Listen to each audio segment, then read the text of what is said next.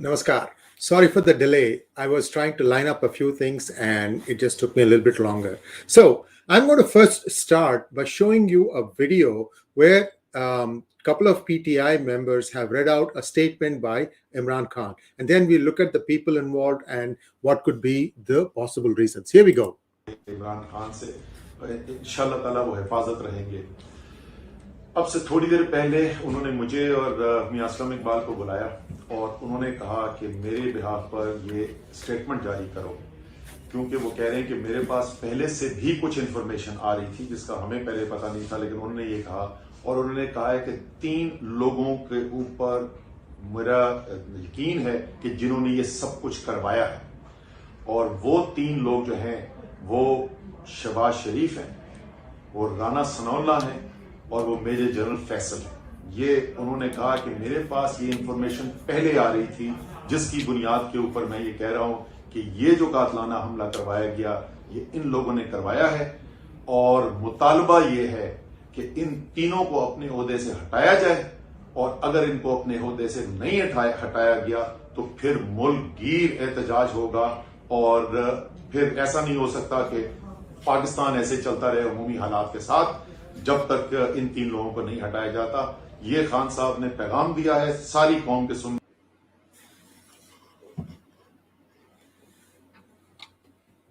All right, let's get back to mainline programming. So the 3 names that he has mentioned, and I'm going to bring you those names and perhaps what could be the reason for them. The 3 names are Shahbaz Sharif, the current Prime Minister; Rana Sanaullah, who used to be an opposition leader. I'm not sure if he is holding any post right now. And the third one is a major general. Now, before I go and show you the names and pictures and so on and so forth, I want you to kind of take a look at what really played out. There was a container. A container is like a modified truck, if you will. It's got like a bulletproof container. There was one door open from where Imran Khan was waving. He was waving. This was on the left side of the container as the container was winding its way through the procession. Now, if you look at the pictures that have emerged, or the videos that have emerged, the container had like 40, 50 people, including about 30, 40 people sitting on the top.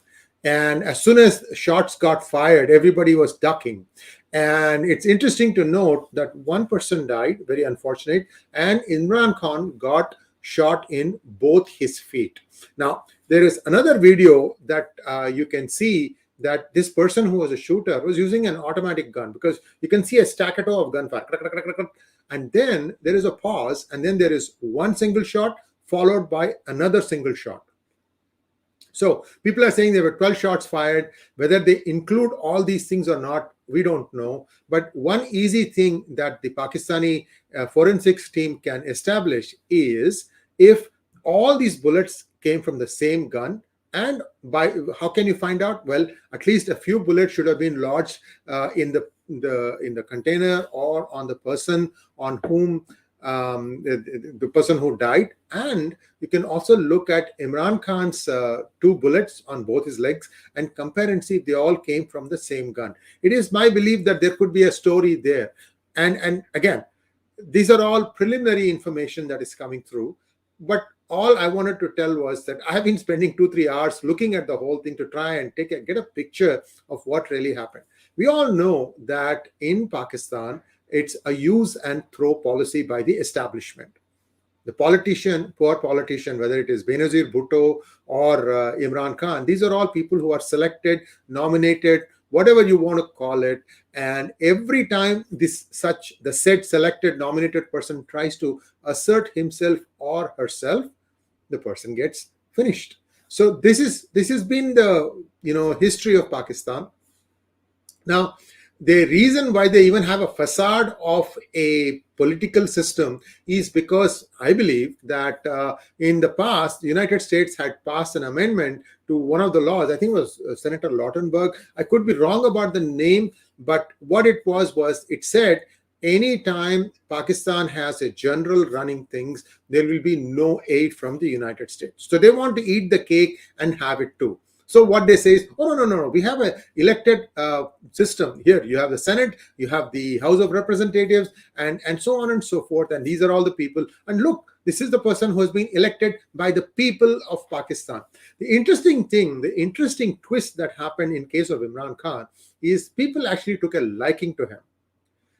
And maybe he's still, in the aura of the 1992 World Cup victory, or not. I cannot tell, but I've also heard his speeches, pretty compelling. Okay, I mean, a good speaker, and especially when he called the all the people like Shehbaz Sharif, and he called him, I think, as Cherry Blossom.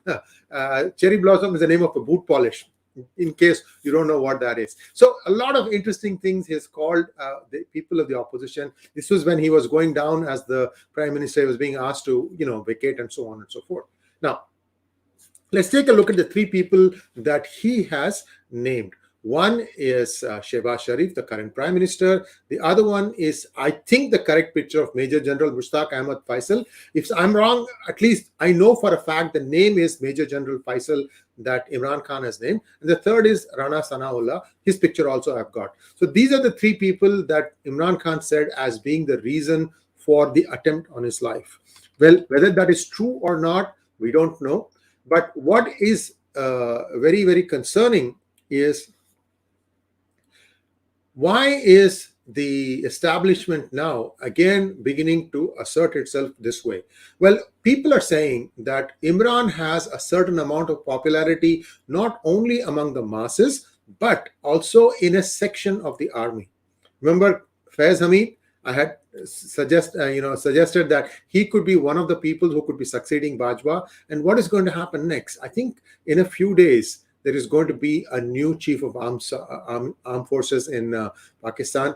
It is believed that General Bajwa has said he doesn't want to continue anymore. Evidently, he has some back problem and some health issues, and he doesn't want to continue anymore. Now, you have to look at it all in together. In conclusion, one thing I want to say is, if the United States is clear that it wants to give aid to Pakistan only if there is a political system in place, then pray, why is the Secretary of State and other political officials meeting with General Bajwa? He's not the leader, right? According to you, he's not the leader. Then why do you give him the legitimacy? That tells you that in the United States political establishment, the Biden administration, and perhaps even if there was a Republican administration also, there is a confusion in their minds that they really, really need to say that, look, this is the law that we have passed for you to get the aid. If you don't have a proper political system, we are not giving you any aid. So they also want to play this wink, wink, nod, nod game, thinking that everybody are going to, go along and say, okay, fine, Pakistan needs some money. They've got floods and blah, blah, blah, and all that stuff. So there is some amount of hypocrisy on both sides. And I hope that by making this, bringing it out to the public and bringing it out in the open, I'm hoping that people who are in the positions of power, at least thinkers in United States, at least the voters, understand that as much as Pakistan is playing a duplicitous game against the United States is willing to play along. And that makes it complicit in my book. Thanks for watching. Please send your questions. I'll take some few questions with hashtag AskSri. I don't have help, so I'll have to manage the question answer sessions myself. So hopefully not too many questions. So here we go.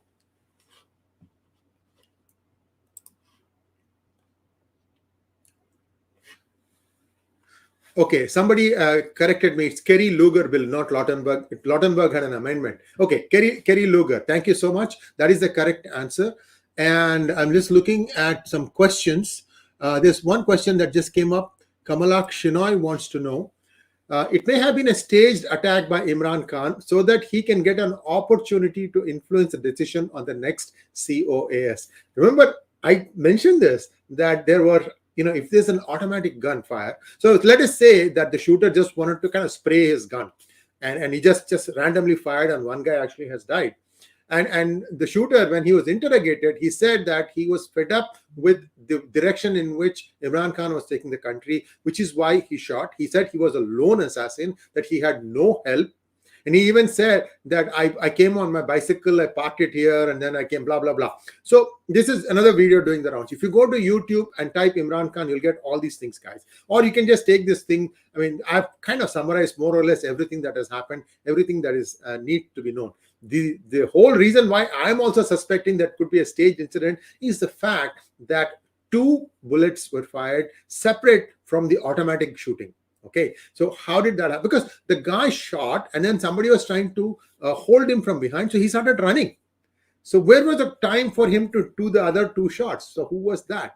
So easily it can be established if there were more than one shooters on the scene, if there is anything that was staged also. Thanks for that good question, Kamalaksh. Uh, let's see. Next question here is from Adarsh Upadhyay. What should India do if Pakistan goes on a civil war? Well, uh, India can do a lot of things. First of all, India's border is fairly well protected from Pakistan all across. There are very few places where people can sneak in. So the first one is, if there's not going to be a Bangladesh-like situation that happened in the 1971 civil war in Bangladesh. That's not going to happen. The second thing is, India needs to be careful to make sure that none of this spills over into India's territory. Like suddenly somebody starts feeling that we need to do something, and you start having protest marches in India. I think this is something that I would be very careful to make sure that does not happen. Although I don't have much great hopes about how the current Home Minister handles riots. We've seen Delhi riots. We've seen we have seen the farmer crisis, I beg your pardon. And farmer crisis took place where? In Punjab. And where is Punjab? It's a border state. That's where I would look at. And also Apis, puppies, whatever you want to call them. These people are out to create trouble. A lot of stuff that's coming out, even in the Morbi bridge. So I don't want to, again, say that these are all conspiracy theories. These are all just theories. But India needs to be very, very watchful, especially in Punjab.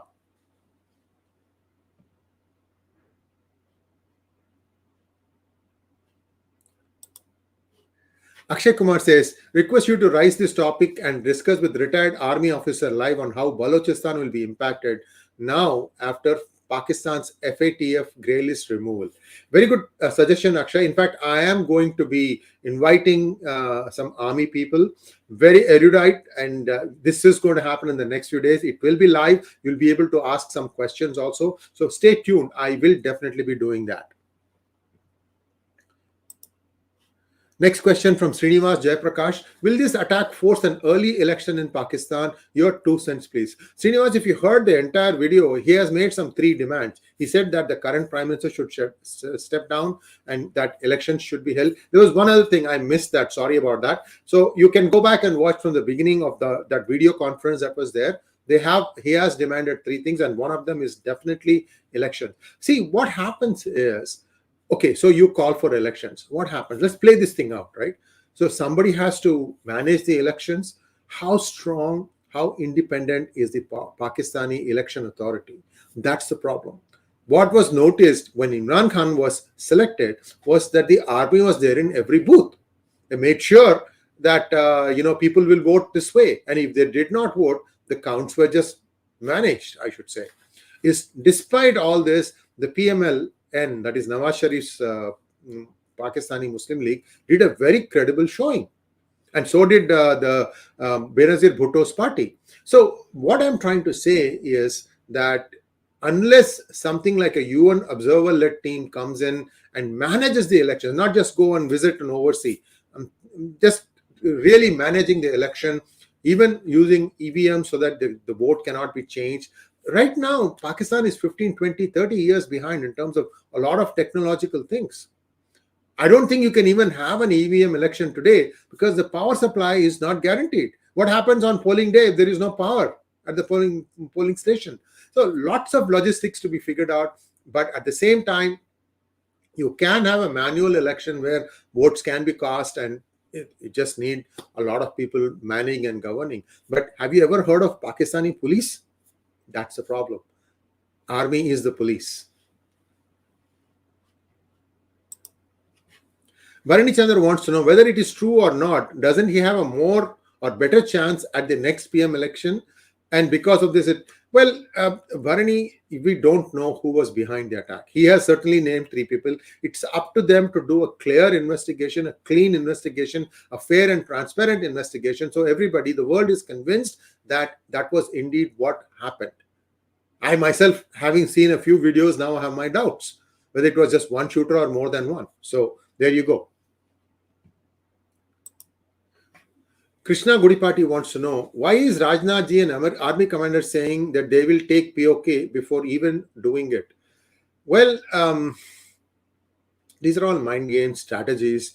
Play this thing out, Krishna. Let's say that India goes and occupies POK. Okay, the situation today in POK is that there is one virus lab, at least one, that China has established in Pakistan. Okay, and I think it's in a place called Modirka. I could be wrong. You guys can do the googling and tell me if I'm right or not. There is one bio lab in Pak occupied Kashmir. China has got some people in there. Also, there has been a serious resettlement of retired Punjabi army people in POK. So, in a sense, what Tariq Fatehji says is that hardly anyone speaks Kashmiri in POK. So, what does India get by going back, and are you going to be able to clean out? You can clear out 10 people, 100 people maybe. But right now, the POK population, we don't even know how much of an infiltration that has taken place. So is it worth all the trouble? Then you have to go and administer the region. Then you have to maintain peace in the region. And if you don't maintain peace, what happens? It will spill over into Jammu and Kashmir. Right. So there are lots of other things to think about also. But on the other hand, the people there are also having uprisings. They are saying that Pakistan needs to go. So this is a balance that has to be maintained. We don't know how serious these people are. First off, what needs to happen is in India's Jammu and Kashmir, wherever we are in power, India needs to make sure that the population goes with India. First of all, I think the elections have to take place there, free and fair elections. Even Jammu and Kashmir elections have been rumored to have been rigged in the past. That happens, then at least the people are yet confident that there is democracy, it is in action. By the way, Modi government has done excellent work because they empowered the Gram Panchayat level people, gave them the funding required, and a lot of stuff has happened at the ground level. But will that translate into votes for Bharatiya Janata Party? I don't know. So there lies the question. I think first India needs to completely mentally and physically integrate Jammu and Kashmir inside as part of the country. And you will see this. Already people are now traveling, touring Srinagar a lot. They're going to Kashmir, they're going to Gulmarg, everywhere they're being treated well. But that's not the end game. There has to be more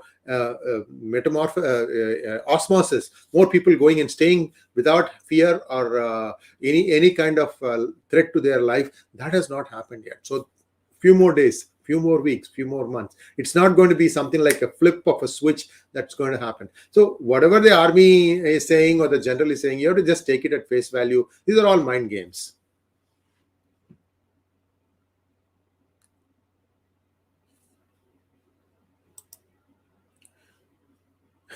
Ustad Tweetuddin Khan Chanchad. Thank you.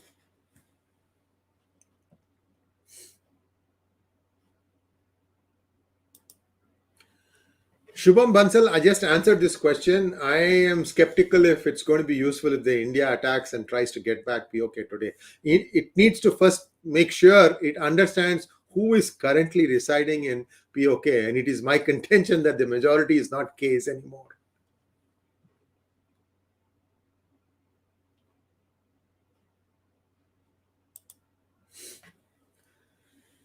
The IMF loan is a good question. There are many tranches mean like baskets, like they'll give you this part of the loan, and then you have to fulfill some conditions. Then they'll give you the next installment. They call them tranches. This is a French word for basically installment or portion or whatever you want to call it.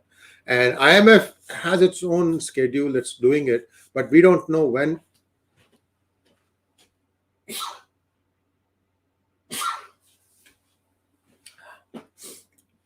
Sorry about that. The weather has taken a turn for the colder in just one day. It's very, very cold today, and I had to clean my nostrils. So IMF has its own sets of rules and procedures.